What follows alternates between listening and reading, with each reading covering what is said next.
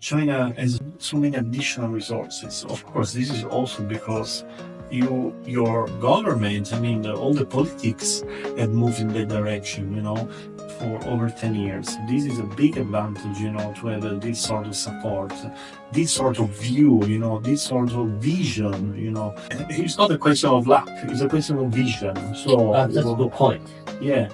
What has been developed so far is because there was a vision more than 10 years ago.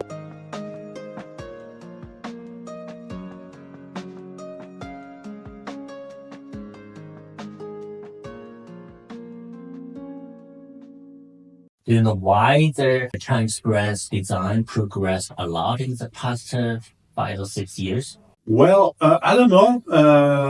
I always thought about that. How come Chinese car maker made such a big step? I assume, then please correct me if I'm saying something wrong, something that can be seen from a different perspective. But I think that Chinese car maker made such huge progress because, first of all, they learned how to make cars from this so many joint venture that they created over the last 30, 40 years. So eventually they absorbed so much from old car makers, from established car makers. And I assume they also have a cooperation with foreign design studios, I assume, and definitely, there will be also in-house design of designer that definitely are skilled, are able to do to create something very interesting.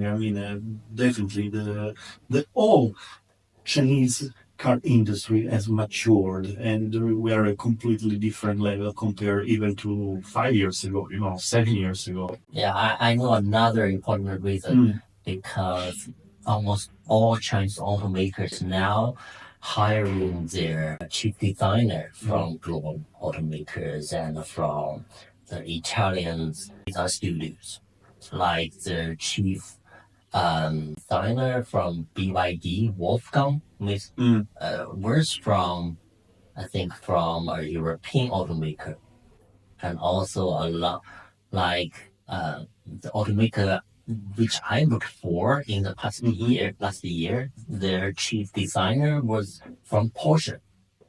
So this is why one reason why the Chinese design progressed such a lot. Yeah. Definitely you need first of all, you need to be open to take risks, to make bold choices. Yes. To create good design, you need to take risk. You need to be ready to make bold choices and go for not the safe way, because when you see a car that is anonymous, is safe. So it means you didn't make any bold choices. So already I can see that car industry, where you have a company ready to make bold choices, is a big step ahead. Yeah, definitely, I believe you. There must be many head of the design that come from automotive brand, European automotive brand, but sometimes all those designers in Europe, maybe they don't have the same freedom that they have in China. That's it. Yeah, that make a lot of difference. If you are tell a designer, a very skilled designer, a very talented designer, okay, go for what you believe that is the right way. That's really open up a lot of opportunity, and you can see that. Very good designer being created in China. Sometimes they are more fit for the Chinese market only. But often you see also some new design from Chinese car maker that are really, you may say they are global design, and they are beautiful, they are stunning, they are really worthy to consider, even if you're not, you would like to have this opportunity to buy in your market, Yeah, I totally agree with you that you need to take bold decisions because as far as I know, Chinese companies are more open-minded and aggressive in design, not only in automotive design, but also in construction design. If you look at the skyscrapers in Shanghai, maybe you will find the most innovative design. I heard that China is the dreamland for designers, both for car designers and construction designers. Yeah, because Chinese company, they want to take a risk. They want to, try something definitely new. But as Western companies, they are established companies, so they have their heritage and a design language. They want to, keep everything on track. Yeah, heritage sometimes, heritage is also always something good. How you handle your heritage sometimes can be a limit to Yes. the possibility Yes. that you can reach, Yes. But in the case of many Chinese brands, your starting point, maybe you don't have an heritage to build on, and you can make it become an advantage for you. Okay, Anyway. I can just look in front of me and think about the future and just focus on my customer and focus on the what will come next. But when you have a heritage, sometimes it's a heavy load to carry. And yeah, somehow Chinese car makers don't have this as an asset, but don't have also this as a heavy load to carry. Yeah, yeah. You just look at what car I drove, right? Its design is so innovative and so sleek. I don't think other bigger automakers don't have the capacity to design this kind of product. I think their designers design this kind of product, but their management team just refuse to launch, refuse to utilize their design. But like the EV startups, because they're new, they want to take the risk. So founder utilize the design of that car.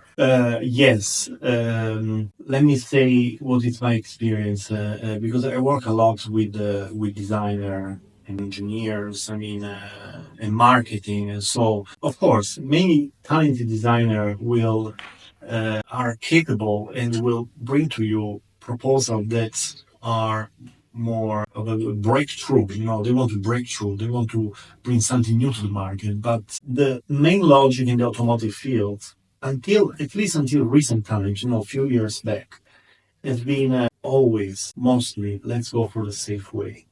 Especially in Europe. No, okay, you could make the car new, completely different. You could change the path and show something, but that's not the logic of the automotive field. You have to make the car until a recent time as close as possible to the best-selling vehicle on the market. So you have to always fit what the market wants.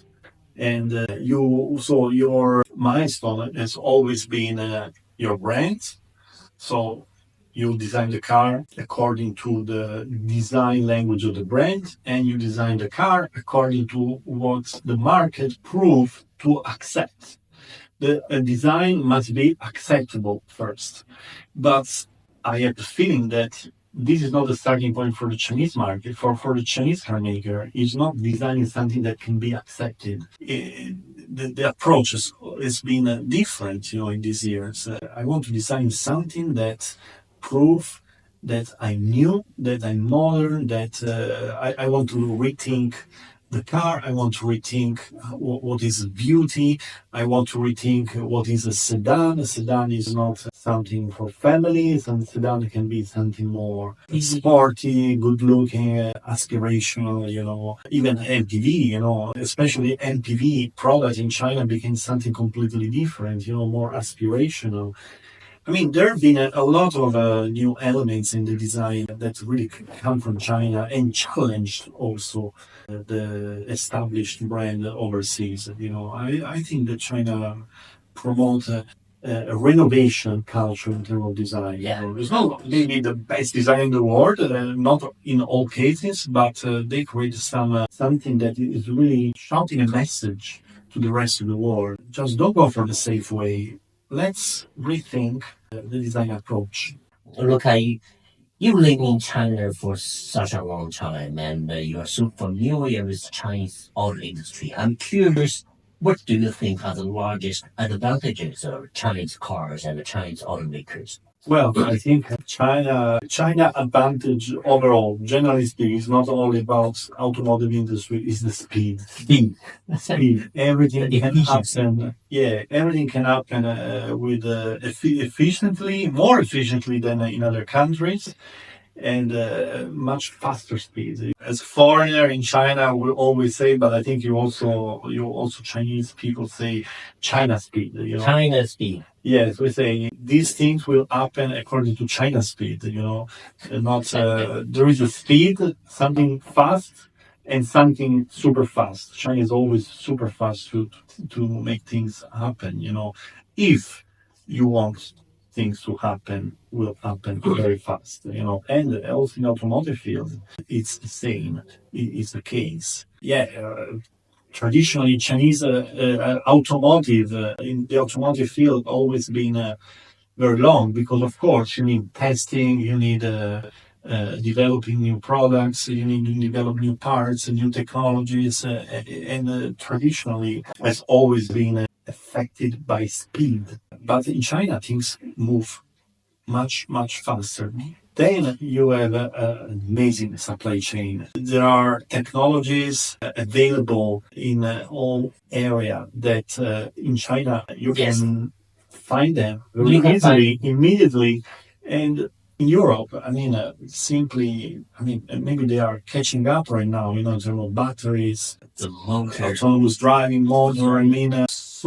So China has so many additional resources. Of course, this is also because your government, all the politics have moved in that direction, for over 10 years. This is a big advantage, to have this sort of support, this sort of view, this sort of vision, It's not a question of luck, it's a question of vision. So that's a good point. yeah, what has been developed so far is because there was a vision more than 10 years ago. And this is the result today come from that vision. And it was not something easy to think about at that time. That's a good point. Because like 14 years ago, in 2009, the Chinese government began to ask their state-owned company, like the state grid, to install millions of charging piles. And at that time, nobody understood the government's vision. We just, suspect why you are installing so many charging piles, and meanwhile, no EV would use that charging pile. Oh, after 1 decade, we understand. It's just because the Chinese government did the infrastructure in advance. So this is why China became the largest EV market in the world and the largest EV manufacturer and also the largest EV supply chain. And we talk about so many advantages of Chinese automakers and Chinese cars. Another question, what do you think are the largest disadvantage of Chinese automakers and Chinese cars? Well, on the other side, speed has always two phases. Speed make things happen faster, and it's a good thing, but sometimes make things happen faster, and maybe you're a young company doesn't always come with the best results. Let's say, if you consider that in the West, like in Europe or in America, you have a manufacturer that have been producing cars for decades or even hundreds of years, and maybe they had the same products being producing and being manufactured for many generations. Yes. Eventually, you come to a very mature product, very mature supply chain. Mature. So there is the maturity is missing, and it means that in China you can develop something very fast, but most probably a product that has been developed so fastly cannot match the same level of quality and reliability of the products that has been developed for over generation and generation. If you look at the European production, for example. So you just mentioned the Golf. I think it's their 11th generation. Oh, even 11. I lost track. 11 or 13. I lost track because there are so many. I mean, just I took the Golf as an example because there are many other examples. Imagine how reliable and well developed is a model that has been developed over generation again and again and again. You go back to the same project, refining it.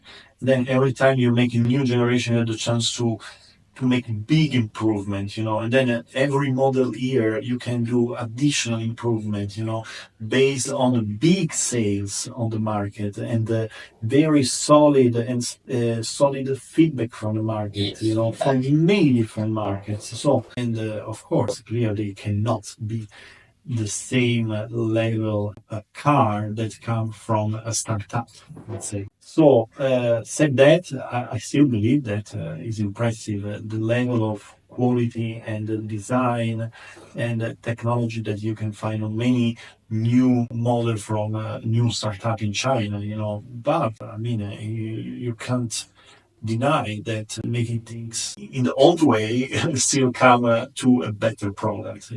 So yeah, the disadvantage could come from also doing things in such a speedy way. But is again, even in a short time, you can this Chinese company can fill the gap. How long do you think the Chinese company can catch up with the global company in terms of quality, reliability? That's a complex question, a complex answer to give back. First of all, in order to catch up, I mean, so far, many Chinese companies have been focusing on China markets. Because yes, if you think about, I mean, Korean and Japanese, they never had such a huge domestic markets. They immediately had to, when they wanted to grow, they had to look at international markets. But for the Chinese market, it's different because the Chinese brand had the privilege and the advantage that they could focus on the Chinese market first. So you can become a big brand in China, a reliable brand in China, but this doesn't mean that you can immediately step up as a global brand. You need to prove yourself on the global markets. And this is a process. It takes time. So it's hard to answer your question how long it will take. It will take the time that it takes to step in a new region and establish your brand and your sales in that region and learn about other customer and improve your products based on the real feedback and the real sales. So there is a lot of experience to be done before Chinese even a brilliant and amazing and very valuable Chinese startup can eventually go to the next level, as a global brand. It will take quite some time. Quite some time, maybe 10 years. Yeah, most probably within 10 years, I think my personal opinion, many Chinese startups can establish themselves. A number of them most probably will be shut down because this is a natural selection of the market. It's inevitable. Even some good brand, even some good product, you eventually will not make it because it's natural selection and it's also a question of cash flow. It's not only about the product, how good is your product, how good is your brand. There are many components, that will establish your success or not. Yes.